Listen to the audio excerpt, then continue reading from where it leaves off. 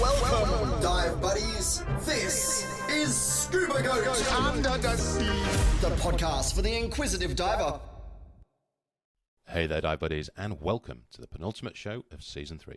Today I'm talking to a man who doesn't actually know how to say no in life. A diver, soldier, Royal Marine, comedian, author, ginger, cave diving wombat, and even a candidate for a one-way trip to Mars. Josh Richards has hit the mainstream media recently with his findings of a cave extension in Mount Gambia, and Josh joins me today to talk through some of his life adventures and, of course, that fantastic find and its exploration. Welcome to the show, buddy. How you doing? I'm good. Thanks for having me. Now, we've obviously brought you on the show to talk about caves and stuff like that, but let's back it way back up and just find out a little bit more about you, because I think this is the first time I've ever had, not only a comedian, but a ginger and someone that could possibly have lived on Mars. You're ticking a lot of boxes. I try. I definitely try. Yeah. I've always called it career ADD. So it's try and do as many things at once, all at once, and do them all relatively poorly, but just keep crashing at it as hard as I can. So. Well, how did you get into the diving side of things to start with? I started diving very early, to be honest with you. Dad was a diver for the army for a very long time. He started doing recreational civilian diving sort of in the early 80s, I think. Became a scuba instructor. So I grew up with it right from before I was born. Dad was diving and teaching and all that sort of stuff. So by the time it finally rolled around to me sort of hitting 12, I was already well and truly ready to do sort of my junior open water. I think my oldest PADI certification is from when I'm 9. I think it's like a junior skin diver or something like that. So like very much a water baby. Started very, very early. There's a great photo of me with my dad's like his old aqualung regulator and one of his masks in the bathtub at like age 6. So yeah, started very early. I kind of stepped in and out of it. It became very much a thing that I did with my dad. And Dad had left the army a long time before, and sort of all through my teens, it was mainly sort of crayfishing. And I don't like crayfish. I don't eat crayfish. But it was a thing to do. Obviously, also ginger, which meant going out on the boat, got sunburnt. I tend to get a little bit seasick, so it's like it wasn't a great combination of things. There's still a little bit of like teenage trauma of being sort of dragged out to go on these fishing trips with Dad. We'd go up to places like Nalu Fishing Station and dive with tiger sharks and hammerheads and all that sort of stuff while trying to fish. And that was my teenage years, and I sort of went, you know what, this kind of sucks. Stepped away from it, went to university, joined the army myself. And started showing an interest in the diving side of things from there. Okay. Kind of went down the pathway of becoming an open water instructor. I did all my technical diving, all my technical training, open circuit tech, probably early 20s. Same year that I became a PADI instructor. Same year I became an SSI instructor. Again, ADD, overload ADD, do all the things at once. I kind of stepped back from all of that. I left the army and moved across to the Navy as a diver, which was fairly short-lived. Lots of paperwork, lots of being stuffed around, and sort of, going through the whole defence circus was not great. So I kind of turned around to the Australian Defence Force and went, you know what, you can stick this, and moved to the UK, and I joined the Royal Marine Commandos. And the idea was, going through and becoming a combat swimmer for those guys. So. Bloody hell! What sparked that one? I mean, I'm ex-forces myself, not a bootneck. When you guys were digging trenches, I was booking into 5-star hotels. Nice, and shit like that. Yeah. My grandfather, on my dad's side, there's a long military history through both sides of my family, particularly my dad's side. I think. I don't say this too often to folks from the UK, but the furthest we've traced the family name back to is actually the Oliver Cromwell's right-hand man that brought some of the engineering across from the Dutch to knock down castle walls. Wow. Yeah, so army engineers. I was an army engineer. Dad was an engineer as well. They're called sappers. And it comes from the Dutch term sap, where you would dig trenches towards a castle wall, dig under the wall, and then pack it full of hay and wood and set it on fire, and it would drop the walls down. And that's where the army engineers sort of get their name from. And yeah, it turns out my great whatever was the guy that brought that technology across from the Dutch to help Oliver Cromwell knock down castle walls. So I don't say that. I never said that when I was a bootneck. I never told anyone that while I was in. But yeah, it's long history on that side of things. So I kind of, after I got frustrated with the ADF, I sort of went, what do I do? And Dad sort of turned around and said, well, there's two options for you. You can either learn French and join the Foreign Legion, or you can use your ancestry visa, use your heritage, and go and join the Royal Marines. So I opted for number 2. Okay. And Dad's originally British, is he? Dad's family's British. So Dad was born in Australia, but all the rest of the family's Welsh. So my 2 aunties and all that. So I know. That explains the white skin and ginger hair, mate. Yeah. Well, ironically, Dad's quite dark. So it doesn't explain. Yeah. Anyway. How was life in the Marines? I mean, I've got a lot of respect for the Marines. It was interesting. The reality for me was that I was very good at it, but I hated what it was turning me into. I felt myself falling into a role where I was pretty much an enforcer. I was a few years older than most of the guys that I was going through training with. I was one of the few that had previous experience, and I was scared of the things these guys were doing that was going to wind up them dying. There were different... We had recruits die during training. There were things that happened where, and I stepped into quite an aggressive, nasty role that I really didn't like. This angry little 5'6" ginger kid from Australia screaming at these 6'3" county rugby players because they were making mistakes and not realising how dangerous the mistakes they were making were. So I didn't like what it turned me into. They were very much at the time. This is all 2010, so it was we were all gearing up to head out and deploy on Herrick 13 and 14, and so it was everyone was going to Afghanistan. Everyone's heading out. Everyone was on a war footing. Everyone would be going out. If you weren't doing training afterwards to become a driver or a mortarman or whatever, you were doing casualty replacement. Like you were heading straight out. And quite a few of the guys that I had trained with went straight out as soon as they finished training. So it's one of the unique things about the Royal Marines. They're the only unit in the world where your final your final 4 months of training is preparation for war.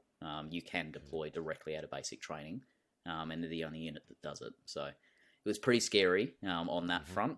I got a real taste for recognising, I suppose, that I didn't want to be there. So yeah. So from you'd done the Marines bit and then decided it's time to bang out. Was that the return to Australia then? A little bit. I actually loved living in the UK, and the reality with the Royal Marines was I got sick. I got bitten by a tick out on Dartmoor. Didn't sort of recognise it. Didn't know what was going on. I've been bitten by hundreds of ticks with the army here in Australia.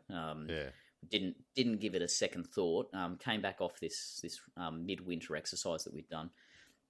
Pulled the tick off my stomach and sort of went, oh, righto, whatever. And 5 weeks later, couldn't walk up a set of stairs. I picked up Lyme's disease and it just annihilated me. So I ended up spending, I think it was about 10, 12 weeks in rehab. Bloody hell. And the stepping back from the high intensity and stepping back from the push, I had an opportunity to actually think about what I was doing. Had an opportunity to see the guys that I was training with and some of the attitudes that they had around different things, and kind of recognised that it's not somewhere I wanted to be. And the biggest reality out of all of it was that I didn't really belong in the military. I was very good at it. It was one, and this is a common theme for me, being good at different things, but actually not belonging there or not wanting to be there. And seeing nasty elements in my personality sort of come out because of the jobs that I'm doing. So Yeah, in the end, it was a fairly easy decision to make, to leave. My dad regularly asks, like, do I miss it? And I know he misses it. I have never missed any part of the military. Folks talk about, like, missing their mates and blah, blah, and I do still have some really great mates, but not that many. And I certainly wish I could unlearn some of the things that I learnt. So, but I loved the UK, and I loved being there. It was an interesting time to be there. And yeah, I ended up sticking around for a few years, and that's essentially how I got into comedy. So I'd done a little bit of stand-up in Australia before I'd left, and didn't really know what to do with myself, and kind of went, well, I can do this comedy thing while I try and find a job. It'll give me something sort of a centre line that I can hang on to while I reshape my entire life that has previously been based all around the military. And it drew me into comedy. I ended up working for an artist, or ended up working for Damien Hirst out in Gloucestershire for a while as his science advisor, setting things on fire, and doing stand up. That's essentially how I got into stand up, and it was actually the Mars stuff that brought me back to Australia. I'd been doing it for a few years. I've been doing stand up for a few years. I'd done a few tours, and was getting burnt out with it. Decided to write a comedy show about sending people one way to Mars as kind of a metaphor for me leaving comedy, and found this organisation that was planning to do it. So I signed up and decided the UK media were not going to want to chat to some random Aussie living in Brighton. So I came back to Australia and started speaking to the media and speaking to schools and folks like that here instead. So, bloody hell. It's a bit of an adventure. It's a bit of an adventure, yeah. Okay, so we've done the military bit, we've done the UK, we've done comedy, we've come back, and we're now talking about Mars. Now let's get into the weeds of this one, because I kind of guarantee that I'm never going to have a possible Martian on the show ever again. What's the background to it? A bit more detail on what you found. So going way back, I originally did a degree in applied physics and psychology, and as part of my physics degree, we were looking at all sorts of different things, and I ended up reading a paper by a fairly well-known guy by the name of Professor Paul Davies, who was essentially arguing that the first people going to Mars would have to go one way, based on the engineering, based on the changes to their body. You realistically should be planning to send people one way. The challenges to bring them back orders of magnitude more than what it is to get them there and keep them alive. So why not send them and keep them there? And I remember reading it back in the early 2000s and thinking, this is awesome. Like, why the hell would you want to come back? What's so great about Earth? Like, if you had a chance to go and live on another planet, sign me up.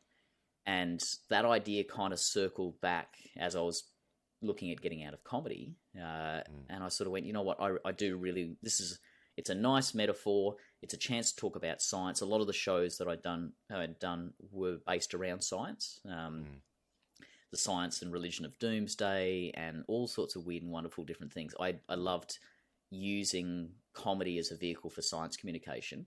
So I went, you know what, we can write this whole show about Mars. I know lots of stuff about Mars. Let's write a show about Mars, and we'll talk about how we should have gone there 20, 30 years ago. And again, bear in mind, this is 2010.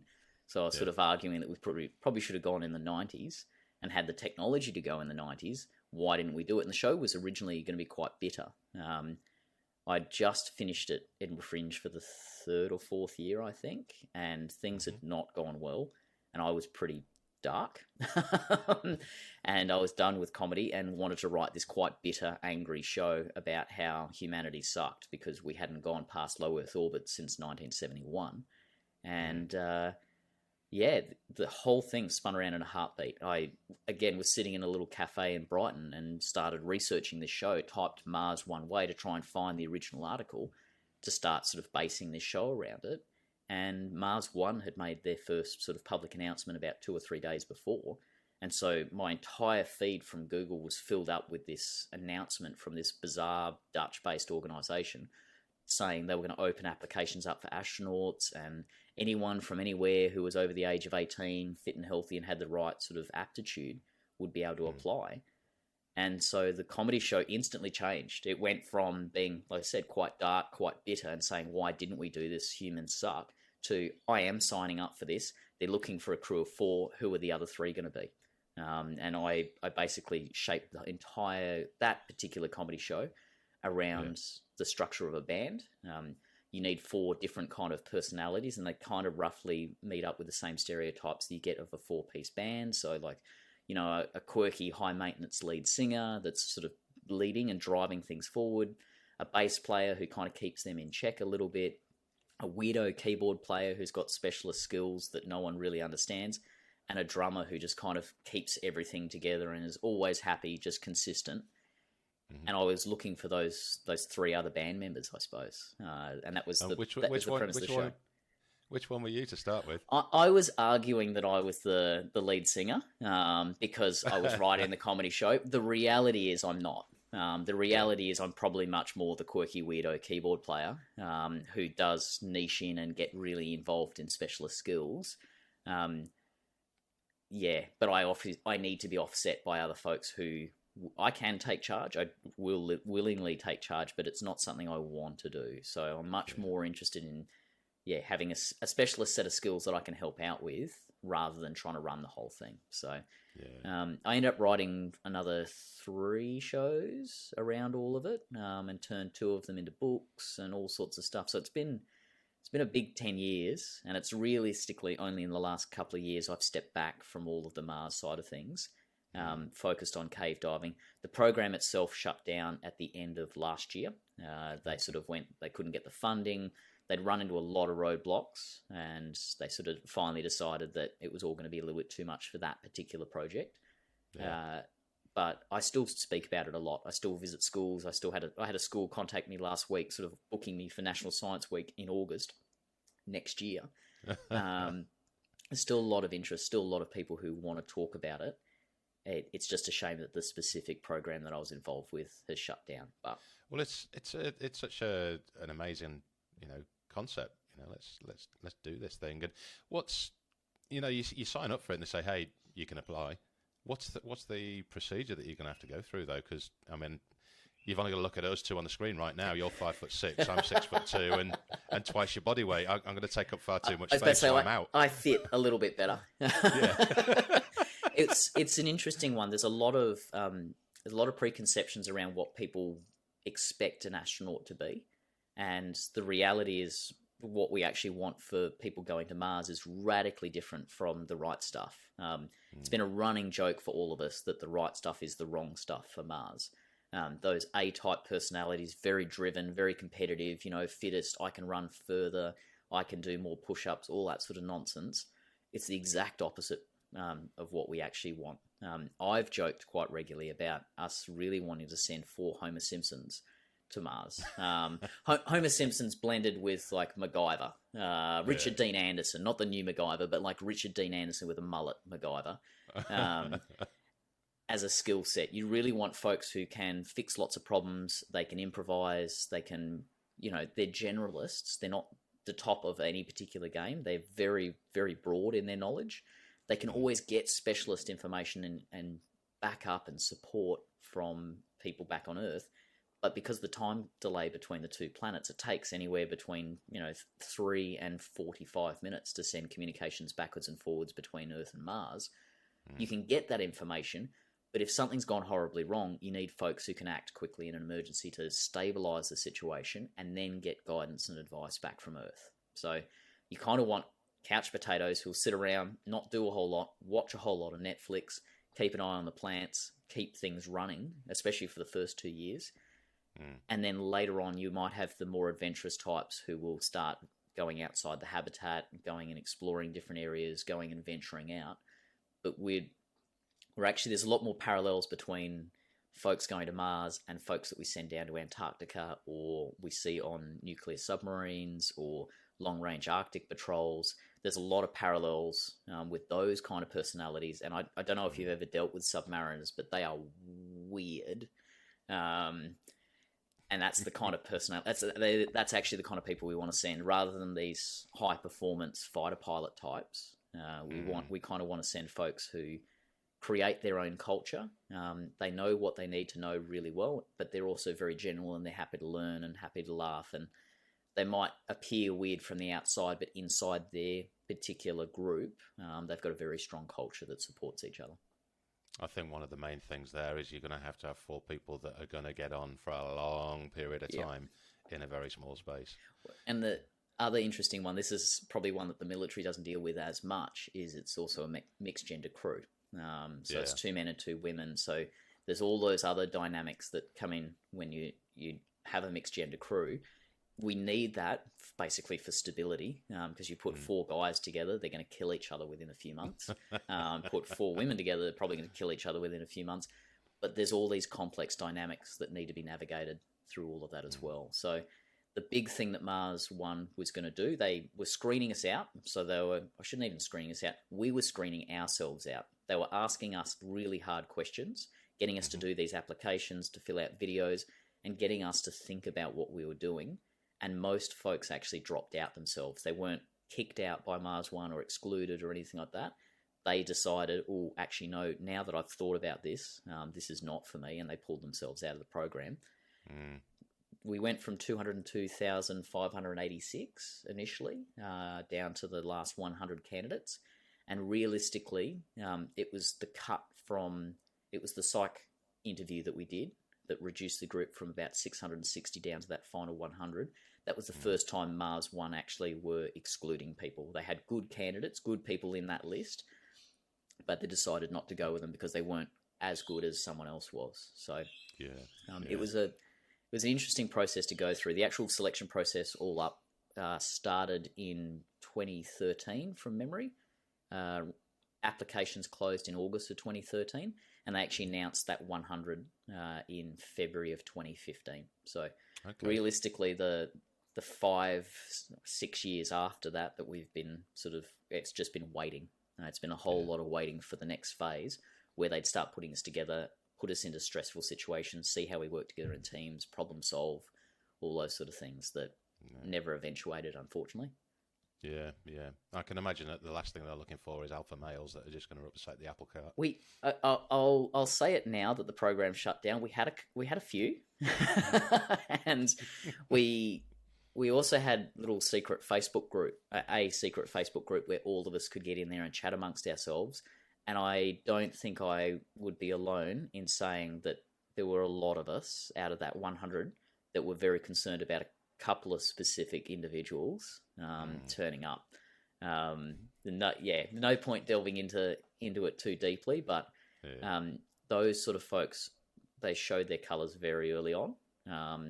We all tried to give everyone as best a chance as possible. And I had a couple of interesting situations where I had potentially a really great impression of someone that I'd seen do interviews, I'd emailed them, I'd done all sorts of different things, and then I met them in person and went, oh God, no, there is no way we're going to Mars together. And likewise, folks who I absolutely wrote off, folks who I sort of thought, no, like, they're an idiot, based on their interviews, based on all sorts of different interactions. I would then meet them and sort of go, oh, not 100% sure, and then step back from the situation and go, oh, wait, no, he's 22. Like, he's still figuring himself out. Or she was in an incredibly stressful situation at that particular time. And so, it's been interesting interacting with all of these different candidates and getting an impression of who they are as people, and actually seeing them over 10 years or 5-6 years that we've all been shortlisted, seeing them actually develop as people as well. It's been really interesting. I've made some really fantastic friends out of it. But there were definitely a few folks that we were hoping wouldn't be further shortlisted later on, because they would not be the kind of people you'd want to go camping with. Yeah. Hey, well, it would, from the guys that are running the show, it would make sense to leave people like that in just to see how you react. To a degree, and they discussed that as well. There's definitely testing that would go on, and there's definitely elements they were being very upfront about deliberately creating stressful environments for us. There was going to be 5 or 6 days of essentially corporate team building but with all the controls taken off it. So the kind of, you go and do a corporate team building weekend and you kind of do challenges and build things together. Now make those same things competitive. Now make everyone completely and utterly exhausted with sleep deprivation, and make it an environment where you're pushing to be part of a select group of 12 to 24 people that would start the training. It probably would have gotten quite ugly quite quickly. And so those more hostile personalities hopefully would have been filtered out in the first couple of days. But I know that they would have left some people in because some folks, it's that whole thing of some folks push limits and other folks pull back, and you don't want a completely conservative group and you don't want a completely progressive group. You want that internal tension, but it's about that group finding a balance with that tension so that, so-and-so pisses me off, but they come up with fantastic ideas, and so-and-so pisses me off because they are always holding things back, but sometimes I need to be held back so I don't go and do stupid things. So it's about finding that crew dynamic that works for everyone. Yeah, for sure. Now, how confident are you that you'd have got down to the whittling stick? I don't know. I am still not entirely convinced that I have got the right personality type for it. And since the program shut down and I've started getting involved in other things, I've become even less certain about that. At the time, I was like, I'm not certain, but I'm going to do everything I can to make this a reality. I've shaped my entire life around this. I've become an ambassador for it. I've cut off relationships. I've done all sorts of different things to make Mars my life. And then as we all started to sort of lose a bit of faith in it, and then eventually the project shut down, I started questioning a lot more of that and started to sort of recognize that, hey, I do have a lot more to offer here on Earth. I've got a lot of things that I could be doing, and maybe, completely and utterly obsessing on this one thing, which, to its credit, kept me focused for 10 years, which nothing else has ever done before, keeping me on the track for that. Maybe there's other things I could do. So I'm still uncertain. I'm glad that I got as far as I did. I feel like I would have been in for a decent chance to get through the next cut into the group of the 12 to 24 people that would actually start 10 years of training. Yeah. Whether or not I would have been on that first crew, I've always said I don't care. And that's one thing I'm very, very certain about. I've never actually cared about any of it, whether or not I was specifically part of it. The important thing for me was that someone was doing it. It was always about someone getting involved, and the best way for me to advocate for people going and living on other planets was to put my hand up and sign, to be there, to be one of the folks who go, yes, I would 100% do this, and advocate for that. So whether or not I personally was the right person for it, I don't know. I may never know, but I knew the best way to support the ideas, to support what I wanted to see happen, was to put my hand up for it. Yeah, fair shout. And what a hell of an experience. It was an adventure. I think we figured it out that I spoke to something like 130,000 kids over the space of 7 or 8 years. Like, it was, And to me, that's the bigger thing. That was the far more important thing out of it. If an astronaut had come and visited my school when I was in year 7, when I was 12 or something like that, it would have changed my whole life. I almost certainly wouldn't have gone into the military. I probably would have gone down a far more focused pathway with science, engineering, even more than what I did. I'm glad for the experience that I had. I'm glad that I went off and did all the different things that I did, because it did make me a good candidate for what they were looking for. But if someone had come along and visited my school when I was, in primary school, and talked about how when I grew up I'd have the opportunity to, potentially live on another planet, it would have made a huge impact for me. So that was the much bigger thing. That was far more important for me than whether or not the project ever succeeded. It was being able to basically go and speak to year 6 and 7s in particular, and sort of say, hey, science is pretty awesome. Don't lose interest in it. Get involved, and there's really cool things that you can do if you pursue this. So I'm happy about that. It's a great age to get them as well, because I mean, perfect age. Even at going on nearly 50 years old, I still remember being a kid and wishing that I was going to be an astronaut one day and fly to the moon. You know, so to have a dude rock up and say, you know, this is what we're going to do, it's like, wow. Yeah, and even if my biggest hope with all of it was not that I would necessarily walk on Mars, it would be that potentially one of the 130-something thousand kids that I spoke to, they would do it.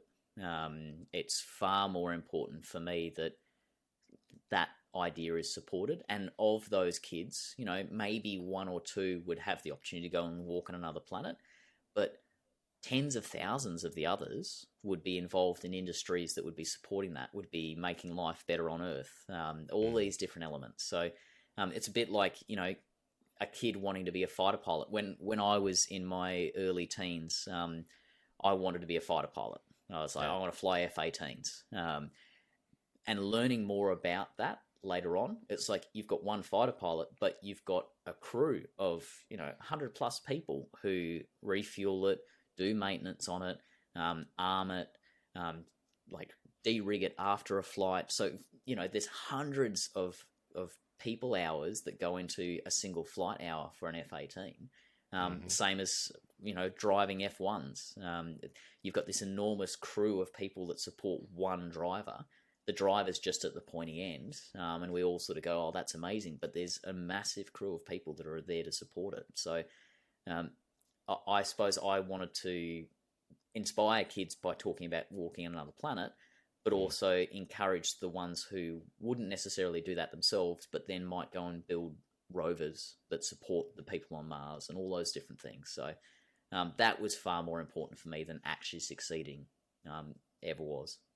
Yeah, no, good on you, mate.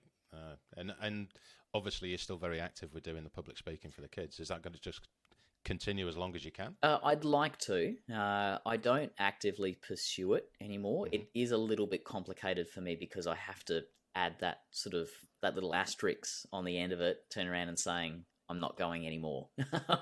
If someone offered me an opportunity, I'd sign up again in a heartbeat. But the project that I was involved in has shut down, and that kind of, especially when it comes to the corporate speaking side of things, corporate want to talk to someone who's doing it, going places. Schools are much more flexible. They sort of go, oh, you know, we'd like you to come and talk about Mars. You're a Mars specialist. But the corporate speaking, the keynote side of things has definitely dialed down quite a bit. And COVID knocked a huge hole in it as well. That basically put a stop to pretty much everything for a while there. And but, you know, different things. One of the cool things about the cave diving side of stuff was shifting out of, as Mars One was kind of winding down, I found an interest and a love for cave diving. And so I'm in the process at the moment of sort of going, well, if I'm not doing corporate keynotes about Mars anymore, maybe I can start doing corporate keynotes about cave exploration. So it's I'm right in that transition phase at the moment. I think the next few months will decide whether or not I want to pursue that, if I actually want to talk to people anymore, or if I focus on book writing, which is one of the other things that I've absolutely loved for the last 10 years or so. Yeah, well, I think it's a nice transition, that, you know, the concept of living on another planet, and then I explain to people, you know, and people ask why I go diving, it's actually visiting another world without leaving this planet. And, you know, what you do and what many other awesome dudes and dudettes do is cave diving, which is taking that to the extreme even more. I hats off to you. Thanks. Yeah. Cave You're diving's fucking crazy, but well, so cave diving is an interesting one for me. I've been diving most of my life. But it's mostly felt like work. So, you know, diving with Dad, getting crayfish, you know, animals that I don't eat. And it's that always kind of felt a bit like work, but you know, you're doing it with Dad. It's kind of that's a fun experience. And then doing it with the Navy obviously was actual work. If I'd gone on to do it with the Royal Marines, it would have been more work. Teaching scuba always felt like work to me. Always felt like I was pushing people through a course so we'd be able to go and do cool stuff afterwards. It was never about them learning, or I'm not a I'm not a teacher like that. I'm not the kind of person who goes, oh, I see the joy in someone's eyes when they finally understand. I'm like, good, you finally learnt this crap. Let's move on and go and do something cool. And I suppose in the last 12 months or so, I've kind of stepped into a bit more of especially amongst cave divers, a bit more of a mentoring role where I'm not teaching people anything, but I'm helping them get through their dives. If they need to log a certain number of dives in a certain number of sites, I will go and do that with them. And I won't say that's felt like work, but it's been more of a case of I'm helping facilitate them move forward. But yeah, definitely, I suppose I've had numerous people through the years tell me, oh, you'd be an amazing teacher. I'm like, I'd be a terrible teacher. Like, all I do is I push people through to try and get them to a certification so that when we're allowed to go and do something much cooler, like, can you hurry up and get through this so we can go and do that over there? So the cave diving is very different from me. There's no sun, there's no wrigglies to grab you, it's literally you put your gear on, you get in the water, and it doesn't matter what time of day it is, it doesn't matter, like, you've always got lights on. So I've gone in and done dives, come out, and it's, the sun is set afterwards, and you're like, holy crap, like, where did that go? Or surfacing, especially in somewhere like Mount Gambia, it's raining as you're gearing up. You'll get into the water and you'll come out, and then you'll get a sunburn as you're getting out of the water because the weather's cleared. So it definitely feels like a disconnect. You completely disconnect from the rest of reality while you're on the dive. You're focused on the dive. You might occasionally have stray thoughts about other things, but generally you're focused on how deep am I, how far into the cave am I, where are we going next, where do I leave my stage cylinder? There's a whole raft of different things all happening at once. Why are we doing this? Where are we trying to get to? All those. And I love that. Diving in the ocean, the running joke with my partner is that why would I dive in the ocean? Whales shit in the ocean. It's not for me. Caves seem to be my thing. I would cave dive every day if I could. Whereas I never felt that level of passion for diving in the ocean or teaching people or anything else. I found my niche, I suppose. Yeah. Well, so let's just wind it back a little bit. How did we go from Mars and then back into diving? Did you have that dry spell where you just literally walked away from scuba diving and then came back to it? Yeah. So I didn't dive for about 7 or 8 years all up. Okay. And even after I left the military, I looked at maybe teaching again and sort of went, oh, really? No, not for me. Weirdly enough, I ended up doing 3 comedy shows about Mars, and the last show that I did was called Cosmic Nomad, and the entire focus around that book and show, so the focus of the show at the time, it was originally a show, was looking at the things that you would do before you left Earth. So, you've got 10 years left on Earth. What do you do with your time? And I've had a book, 101 Things to Do Before You Die, that was given to me by a friend from high school. I've had that for years, and I've worked through it and ticked a lot of different things off, but it started to reach a point where it felt like a box-ticking exercise. I started as part of this show, and then I did it even more so when I turned it into a book. Really started to ask myself what other things I would want to do before I left Earth. And the one thing that came through crystal clear through all of it was cave diving. I'd never learnt to cave dive. I'd read about Dave Shaw, the Australian pilot for Cathay Pacific, who died in Bushman's Hole in 2005 at 286 metres or whatever it was, trying to recover Dion Dryer's body. And that book was supposed to terrify people. Like, when I read Raising the Dead, it was supposed to be, this is terrifying, this is so complex, blah, blah. I read it and went, oh my God, I want to learn to dive on a rebreather, and I want to dive in caves. Like, that was my instant reaction to reading Raising the Dead. And it took a lot longer. It took a very long time before I actually circled back around to that and went, this is the one thing. If I moved to Mars and had to live on a cold, dead, dusty planet like an underground Martian vampire for the rest of my life, What's the one thing I would miss? And I said scuba diving, and then I started to think about it more, and I was like, it's not the scuba diving.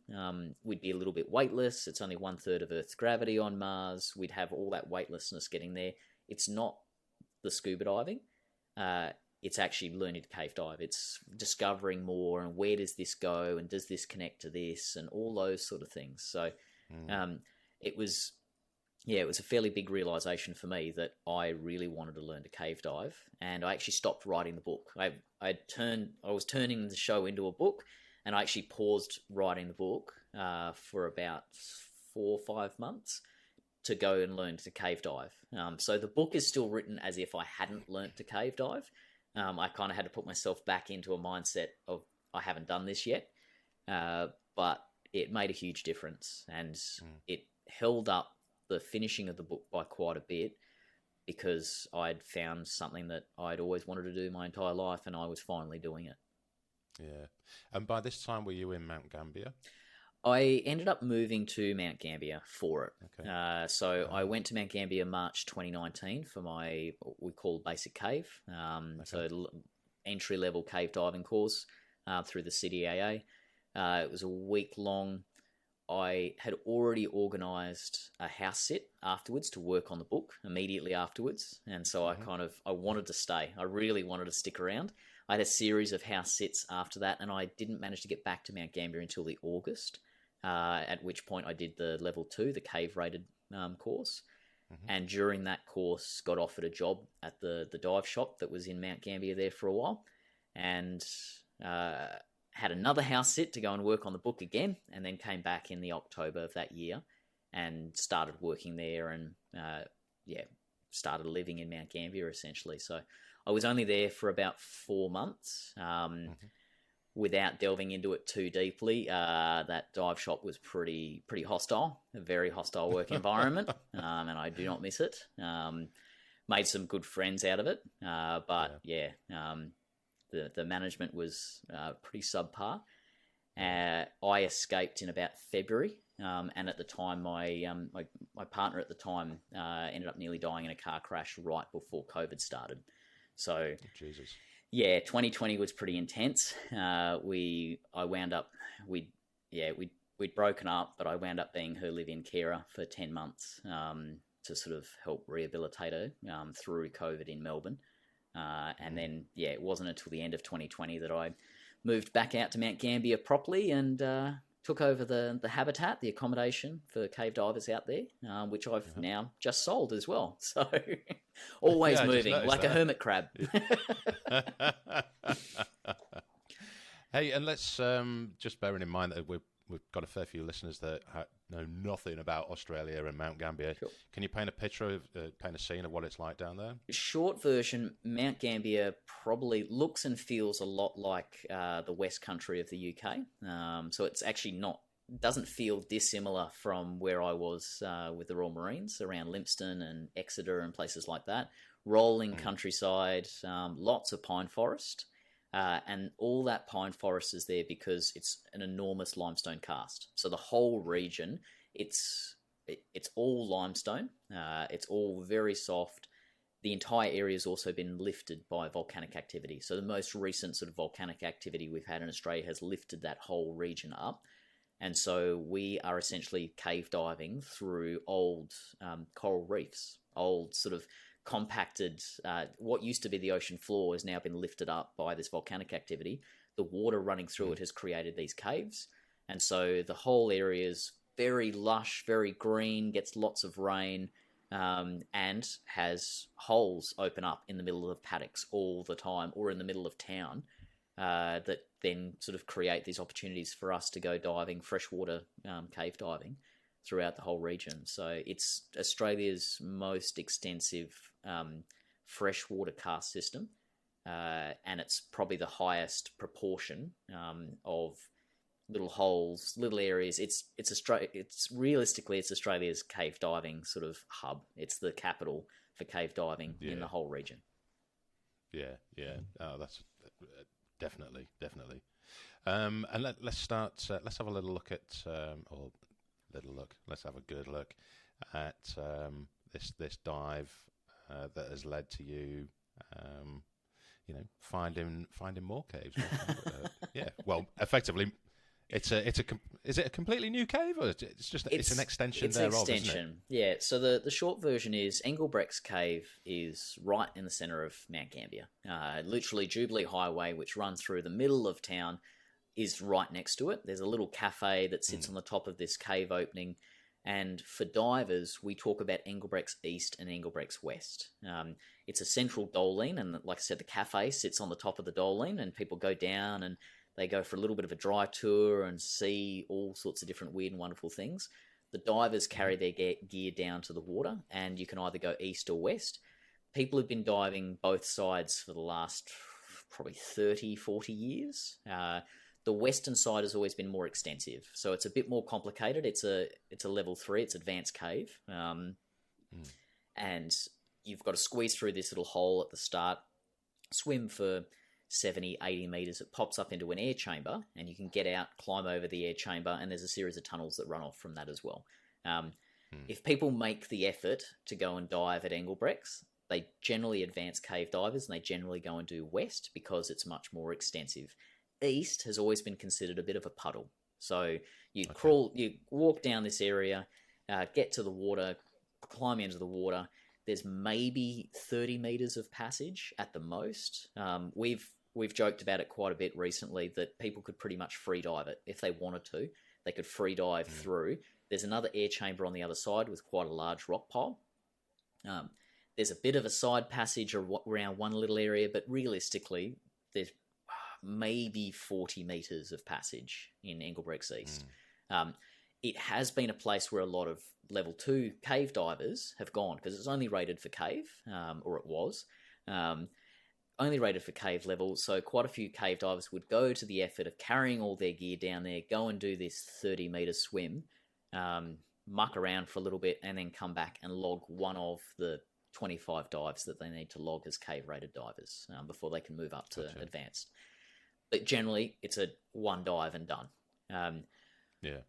I did my level 2 course in August of 2019, and before we went down to Engelbrechts East, before we went and jumped in there, a mate of mine and I, we both recently certified, chatted to another diver who sort of mentioned that there was a bit of a puddle at one end.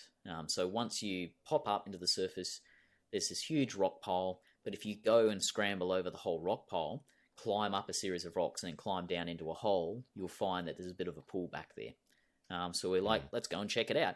Technically, we probably weren't qualified. Like technically we're entering a second sump. We might have been breaking a few rules here and there, but it didn't feel or seem like much of a big problem. And I know the rules have changed since then, so it's not a problem now. But at the time, we were sort of like, we're not sure if we're doing the right thing here.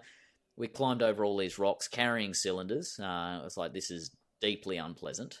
Climbed up, down into this hole, got into a water, and realistically, the puddle that we got into would probably be about the size of my office here. Maybe, I don't know, maybe 5 or 6 meters wide and maybe sort of 8-9 meters long, and probably only 2 or 3 meters deep. We jumped in there, went, yep, this is a bit of an adventure, swam around, and as we're swimming around, I'd read a little bit about how some of the caves on the Nullarbor had been sort of, extensions had been found by people looking at holes in the roof. So rather than looking down for leads and looking sideways for leads, looking up. And so I sort of shone my light up and it bounced off a reflection. Suddenly saw this mirror bounce off the roof. And I'm like, what the hell is that? Swam over to it and it was a surface. So we popped up, put our head through and shone a light and climbed up onto this sort of this beachy type area and shone a light through and we could see beyond that there was a muddy room and there was a bit more water in one corner and a few other things. It was a nasty dry squeeze. Like it was ugly to go through there. So we sort of had a look. We were in dry suits and went, you know what, this is enough adventure for today. Let's go. But I got to be in my bonnet about it. I sort of went, no, there's something else back there. And Maddie and I sort of went back a few days later. We took wetsuits. We went back to the same place, squeezed through, got into this muddy room at the back. There was quite a large puddle in one corner. And I sort of looked at it and went, I'm going to go through that. put the gear back on, wriggled through this ugly hole and popped up and found essentially a series of sumps on the other side and went, holy crap, this is amazing. Like, we've definitely found something bizarre back here. Like, this is not on the maps. This is very new. We don't know what this is. Very, very cool. It was, December 2019? Matt ended up getting a job with the Antarctic division, so he's actually down in Antarctica, has been down in Antarctica for the last 15 months. I've kept going with the diving, but obviously COVID has happened, a bunch of different things happened, so it wasn't realistically until maybe mid-2020 that I actually got back in there to have a second look and have a look at it properly. I'd gone through a pool, so once we'd gone through that ugly little hole, there was a pool on the other side, and I sort of went, oh, this is pretty cool, there's another pool back here. Didn't give it a whole lot of thought, because I thought, oh no, there's a series of sumps, let's keep following the sumps. And when I got back in mid-2020, I kind of dislodged a bit of silt. I dragged my fins through it, dislodged a bit of silt, and I just laid on the surface of this lake and watched the silt roll down and went, oh, that's really pretty.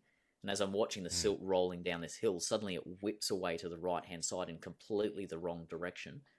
And I've gone, what is that?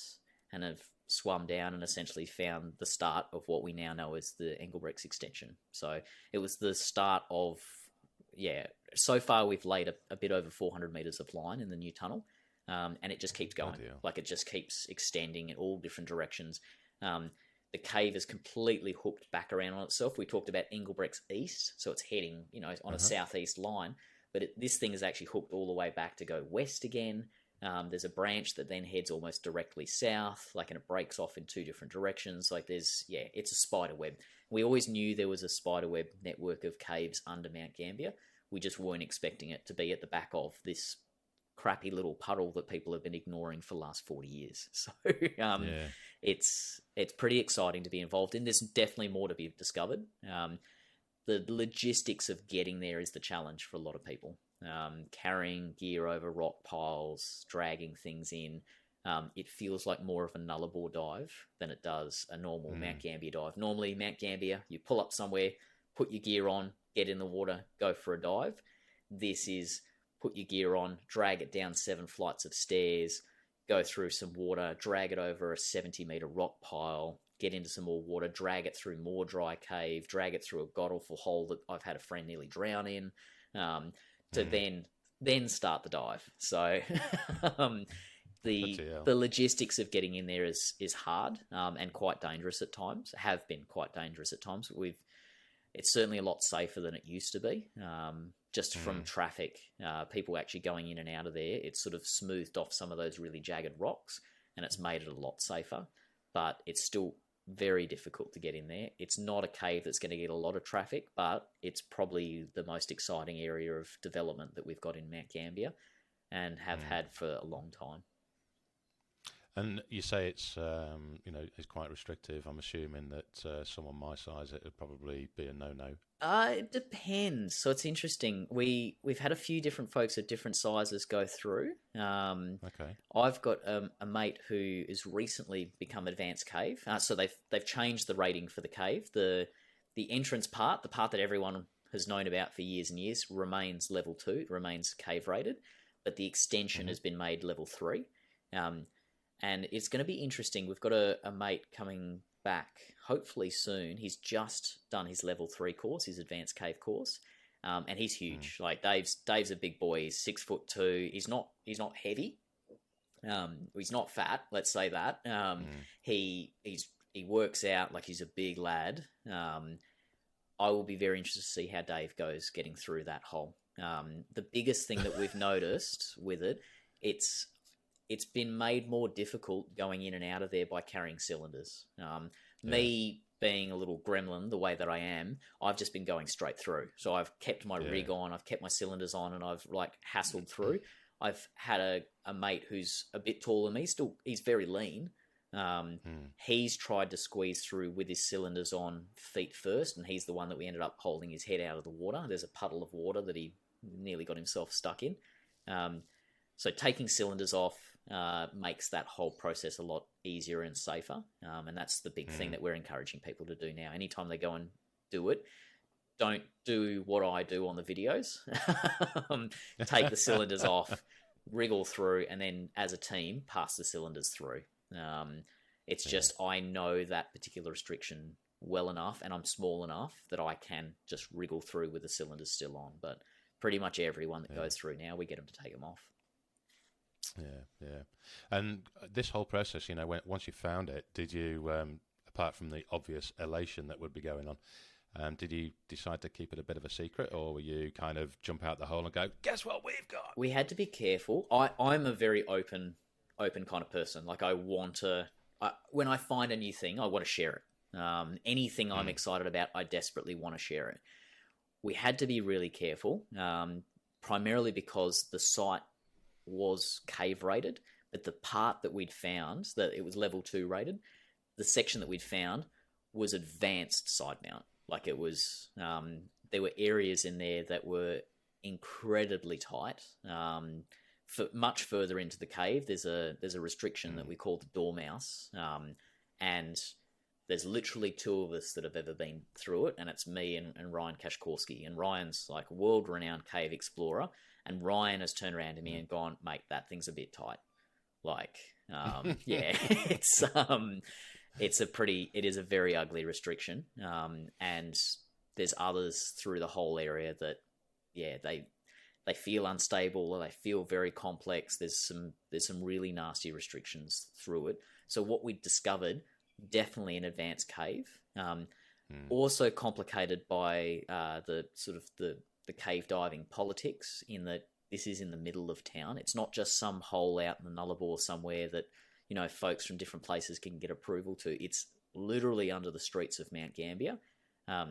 So it was quite a complex kind of political situation for the Cave Divers Association in particular, of how do we navigate this? How do we negotiate with Mount Gambier City Council? How do we navigate with the cafe owner? How do we navigate with all these different parties? Because we've made this major discovery in a cave that folks have been sort of realistically ignoring for the last 40 years. So I didn't want to keep it secret. I also had to make sure that I didn't sort of, in the process, upset the wrong people. I'm a newbie. I'm a new guy. And to have a new guy come in and suddenly find this big new cave was definitely going to upset a few folks. So I had to tread really carefully there for quite a long time. So even though we made these sort of major discoveries back early 2021, mid 2021, it's only just recently, it was only at the Cave Divers Association AGM, November 5th, that we actually went public with it. For folks who came along to Oztech, I gave them a teaser of it. I gave them quite a substantial teaser, and any cave diver that has dived Engelbrechts knew exactly where we were. But I didn't name it because I'd made a promise that we would keep it under wraps so that we could control the information, and the CDAA could put in control measures to make sure that inexperienced divers didn't go and try and attempt this thing. There were a couple of folks we were particularly concerned about who very talented dry cavers, very talented and very experienced in a lot of different areas, but not necessarily experienced cave divers. And there was a real concern that some of those folks would have one look at the dry cave section and go, that's easy, we'll knock that out, and then get themselves in some really dangerous trouble later on underwater. And yeah, the information hadn't been shared effectively. Rescue plans hadn't been put in place. There's all these different things that we needed to put in place to try and protect people. So yeah, I had to stay cagey about it for quite a long time, which I hated. But it's lovely. It's wonderful to now be able to share it with people and encourage people to go there. Folks who are qualified to do it, go there and find more stuff, because there's more cave to be found. It's not my cave at all. It's super exciting that other folks are now going in there and looking themselves. Well, it's not your cave, but I think it's quite safe to say that your name's stamped all over it now. I think there's going to be some sort of association in the future.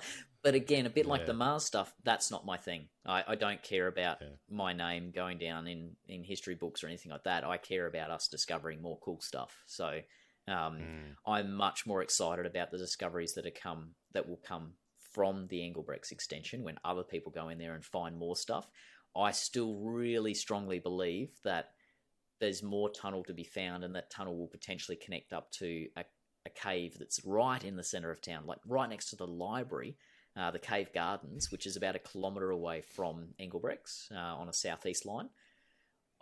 I still strongly suspect that those two caves are connected. So I would love for someone to come along and prove that right, to go and find the connection between the two. Well, I think Stephen Fordyce might listen to that if he's not been there already. he tends to go a lot colder. Well, I shouldn't say a lot colder. Fordyce was here not that long ago, actually. We had a good chat about survey and all those sort of things, and he has definitely got his work cut out for him in Tasmania. He's got so much work down there that he needs to do. So I'm sure he'd love to go and check out the extension, but I know he's pretty focused down in Tassie. Yeah. Hey, how we mentioned previously when we were talking at the scientific aspect of this find. What's going to come out of that? So the big thing, I suppose, that came out of all of this, the initial discovery, talking about me and Matty Aisbett going and finding this puddle, blah, blah, that was one thing. What was really interesting to come out of all of it was the survey. So I had a bit of time during COVID, during 2020, do a bit of research. I couldn't dive these places, but I could look up as much information as possible. I ended up getting myself a survey tool, one of the Monemos, that allowed me to start surveying some of this stuff. So as soon as I got back to Mount Gambia, that became the survey project. Like, I started trying to do as much survey as possible. And looking at Engelbrechts East was particularly interesting because I knew about this series of sumps. I knew that we'd found it end of 2019. And looking at it and using the survey data, it became really clear that what we'd actually found was a fissure line. So it was a split. Because the whole area has been lifted by volcanic action, there's all these fissure lines that run across it. And in that particular part of the region, all the fissure lines run sort of southeast. They run on about 140 degrees. So we'd looked into it, and this Engelbrechts fissure that we'd found was running once again at 140 degrees. So we were thinking, okay, we need to push that line. We need to keep following along there. And that's why when I went back in initially, I was following the sumps and kept trying to pursue this 140 degree line.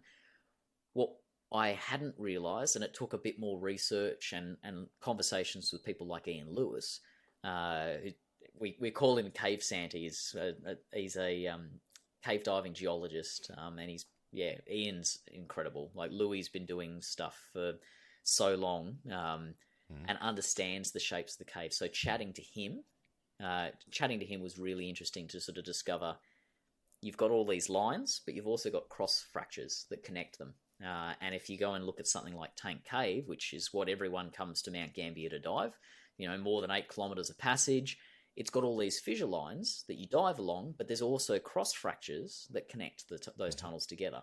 And what I actually found in Engelbrechts, we found the initial fissure line, but when I said the silt rolled the wrong way, it went off to the right-hand side, what we'd actually found was a cross fracture. And the rooms that we've found from there are still on that 140 degrees, but they're running parallel to the initial fracture line that we were on. So for me, I suppose out of all of this, it's come back to the science background. It's come back to my physics degree, looking at all this stuff and going, okay, what is the cave actually doing? Don't get too bogged down in the geology. Look at the fracture lines. Look at the overreaching patterns.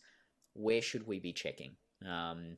And I suppose trying to apply a bit of a science to cave exploration rather than just sort of going at it willy-nilly. I reckon I've got a feeling that there's something there. There's a lot of that happens amongst the folks who do cave exploration. And more often than not, they're not wrong. But it feels a bit woolly to me. It feels like a black art of being like, so-and-so can sniff out a cave. Rah, rah, rah. It's like, I worked in the mining industry as a blaster for a while, and there was a lot of that as well. It's like, blasting's a black art. And I was like, it's not. It's literally physics. Like we can we can physics this out. And I've come at cave diving in much the same way. It's like, yes, the cave does unusual, unexpected things, but there are overreaching patterns here that we can look for. And if we collect data, if we create survey maps, if we look at overlays, we do all those sort of things, we can see those overlaying things. My big thing is about trying to connect caves. You know, this one is close to this one, and we know that this one goes roughly this way. So where's the connection? And where should we be looking for a connection between the two? And originally, my interest in survey came from trying to connect Pines Cave to Stinging Nettle. We know that they're very close to. They are very, very close to each other. We know that Pines Cave gets within about 60 meters of the Stinging Nettle doling. So I was trying to find a way to connect the two by surveying them and finding out which lead we should pursue and all those sort of things. We still haven't found the connection between the two, but that's where the interest started from, and applying that sort of scientific approach to it, look at the data, and then be able to figure things out. We've made discoveries in Pines Cave, not the ones that we wanted, but we've made other discoveries in Pines Cave that people have been sort of hypothesizing about for 20, 30 years. We've managed to prove it in a dive. We sort of went, we think the white room is connected to the wedge room. Let's go and find out. We survey it, and sure enough, the dots are within half a meter of each other. So you go down there, find a hole between the two, and you pass a GoPro through it, and you prove the connection between the two. So it's about, I suppose, collecting data, analyzing that data, making theories out of it, and then testing those theories, which is at its heart, that's science at its core. Yeah, and it helps having this kind of, I would assume, a new set of eyes looking at it. You know, it's a really big approach. One. Yeah, it's one of the things that I've chatted to Ryan Kashkorski about quite a bit. He's sort of said it's nice because I am relatively new. I've only been at this comparatively to other folks. I've only been at this 3 years or so. Having fresh eyes, fresh perspective makes a big difference. And it's been wonderful diving with someone like Ryan, who I suppose he looks at things a particular way, and he does things quite intuitively. And I sort of go, well, why do you do that? And he goes, well, that's just what you do. And I sort of go, well, that's not what I do. And we don't compete with each other. We run sort of parallel, and I see things that he doesn't, and he sees things that I don't. And that's been wonderful, having that sort of that dual view of certain places. Again, Ryan's Ryan is the only other person that has been to the far reaches of the Engelbrechts extension so far. And he's seen things, and he's seen leads that I completely missed. And I've seen I've followed and laid line in different areas that he didn't even notice was there. So if you've got that perspective, and again, more eyes on it, that's why I'm really excited about other people diving this cave, because it will mean more eyes, more perspectives, and more opportunities for people to discover more. So, And have you kind of slowed up going in there yet, or are you still just banging back in there as often as you can? I've slowed right back. It was pretty intense, and selling the accommodation was a really big one for me. So living in Mount Gambia was a bit much. I had people staying with me all the time, wanting me to dive with them, and I kind of fell into that mentoring role that I talked about, where I would go and dive with people to develop their skills and not necessarily be doing the dives that I wanted to be doing. Now that I've moved up to Adelaide, I'm getting into different work. I've gone back to study. I'm doing a few different things. And it means those times that I do go down to Mount Gambia, they are much more intense. It's not we're going to sort of, do you want to go for a dive? Oh, I don't really feel like it. I'm going to watch such and such. It's like, no, we're here for a week, and this is the hit list. This is where we're going to go. I want to go and check out this lead. I want to go and do this. I want to do that. Not everyone is up for the challenge of Engelbrechts extension, but for the folks that I trust, that I do want to do that with, we organise times. So I'm actually heading back down in about a bit over 2 weeks to meet up with Martin Slater, who Martin's one of the key divers for mapping and exploring the extension. Martin and I are going to meet up. We're mainly focused on some other stuff that we want to check out in Tank Cave, but we will also go back to the extension and see if there's see if there's some things that we've missed. Now that it's surveyed and it's been sort of mapped out, I suppose, we're a little bit hesitant to go back in, but with a bit of time away from it, it'll be interesting to sort of go, you know what, I do really want to go and check out that little thing that was over on that side. I only looked at it once. I reckon there might be something there. And even if we waste an entire dive following a lead that goes nowhere, at least we can cross that lead off the list. So it's made it much more focused. Yeah. Okay, and what's the move up to Adelaide leading to? What's going on up there? Well, my partner's up here. So Chloe Reed, who was again key to discovering Engelbrechts extension. It's her face that's on the ABC cover photo. Didn't you? Wasn't it? I might be wrong, but isn't there a video or a YouTube or Facebook or whatever it was? But there's you lot laughing your tits off at her trying to come through. Oh yes, yeah, sliding all over the place. Yeah, so that's I was describing that area before. I sort of said that we Matt and I came up a bit of a beach, squeezed through some dry cave into a muddy room. So that's footage of Simon Backman and I being in that muddy room, and Chloe squeezing through that area into the mud room. And just off to the left-hand side of the screen is the rabbit hole, is that nasty little hole that we talk about. So we shared a bit of footage. It was a bit of a taste tester. Folks knew we were up to something. They didn't know where we were up to it, but they knew we were up to something. And showing dry cave, people in dry suits, but dry cave in Mount Gambia, that's very uncommon. So that video was interesting, for a laugh, to sort of take the piss out of Chloe, which we all love to do, but also an opportunity to share an area that people didn't recognise, people didn't know, and see if folks picked up on the fact that we were in dry suits in a dry cave somewhere that they didn't recognise. So, but no, Chloe's an ICU nurse up here in Adelaide, and we've been doing long distance for far too long. And with the sale of the habitat, it was like, nah, this is the easy thing to do. I have got a lot of things. I've got books I want to work on. I'm studying cybersecurity at the moment. I'm doing a whole raft of different things. And Mount Gambier is not the right place for that. And we're also 5 hours closer to the Nullarbor. So I'm not planning a Nullarbor trip for another 4 or 5 months. We'll probably look at going out March, April. But it does cut down the time considerably. And when I've done Nullarbor trips in the past, rather than leaving from Mount Gambier, I leave from the Mount, come up to the Adelaide up here, stay with Chloe for the night, and would then go on. Now I'm already, like I said, 5 hours closer. So instead of it being a 24-hour trip, it's now an 18-hour trip. So it'll make exploration on the Nullarbor a lot easier. Yeah, fair one. And did you say that you're writing books again? I'm trying to, yeah. So I've got there's half a dozen different ideas brewing in the background, but there's 2 or 3 key ones. I've always wanted to write a book about ET, about why people think they've been abducted, why we have programs searching for extraterrestrial intelligence, the Navy, the US Navy videos that they put out with these things buzzing around, all that sort of stuff. Aliens fascinate people, and I suppose I'm a bit of a scientific storyteller. That's always been the way that I present myself, and so being able to talk about the science and but not be a jerk about it.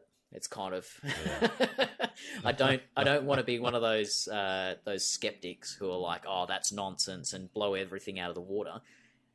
But I still want to be able to talk about the realities of hey, this is a little too far out there. This thing's not realistic because of such and such. But what about this other crazy stuff over here? Hey, isn't this an amazingly cool thing over here instead? So I don't want to shut down folks' stories about being abducted by aliens. But there's, and without delving into it too deeply, there's an interesting parallel. Carl Sagan wrote about this quite a bit in one of his last books, Demon Haunted World, talking about how the number of demonic possessions that were reported dropped at the same rate that alien abductions came up. And it actually comes back to a far more interesting thing, talking about sleep paralysis and night terrors, and people experiencing things like that. and it feeling like an out-of-body experience.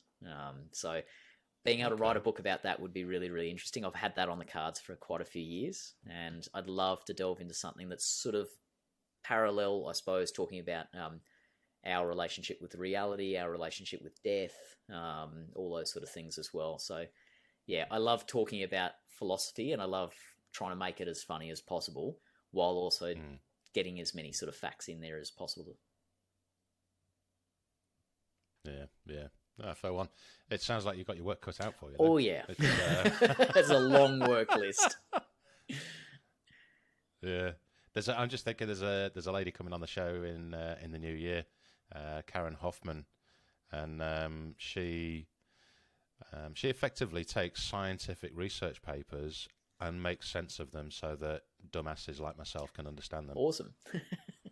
Yeah. Maybe have a go at that as well while you're doing the other 6 million things. Yeah, well, realistically, that's what I was always trying to do with comedy. That was the goal, was to try and take hard science and things, academic papers that weren't accessible to people, and put them in terms that folks would relate to and understand. One of my favourite ones, I talked about the Drake equation, which is an equation that's used for calculating the probability that there's other intelligent civilizations that we can communicate with in the Milky Way. And I basically sort of spelled the whole thing out, and everyone obviously in the audience is going, what is that? I went, it's fine, guys, this is just like Tinder, and broke it down into like, here's your search radius, these are the things, these are the attributes that you're looking for, this is the age range, and realistically, the Drake equation works the same way that Tinder does, and people could relate to that. So that's always been the challenge for me, is to try and make science, I suppose, relatable. These things are really interesting and cool, but people sort of get overwhelmed by the academic language and the elitism that we see. I could never be an academic. I couldn't fit into a university environment like that for those same reasons. But the stuff that they're researching and doing is really, really cool. So why not try and make it more accessible for people? Yeah. Oh, good call. I wish you well with it. Thank you. Josh, it's been absolutely fantastic talking to you, buddy, and learning about your crazy life so far, and I look forward to so much more out of you. No pressure, but you've got to deliver. I bet so. I've set the bar high so far. So no, thank you so much for having me on. It's been an absolute pleasure to talk. Awesome sauce, mate. And hey, let's speak soon, and have a good Christmas. It's a little bit early, but it's just around the corner. I've ordered the tree, so yep. Too easy. Thank you. Good on you, mate. And everyone who's listening, we can throw in Josh's links in the show notes. So if you want to find out more, then just head on over there and hit him up. Thanks for listening. Bye for now. Is Scuba Goat Under the Sea, the podcast for the inquisitive diver.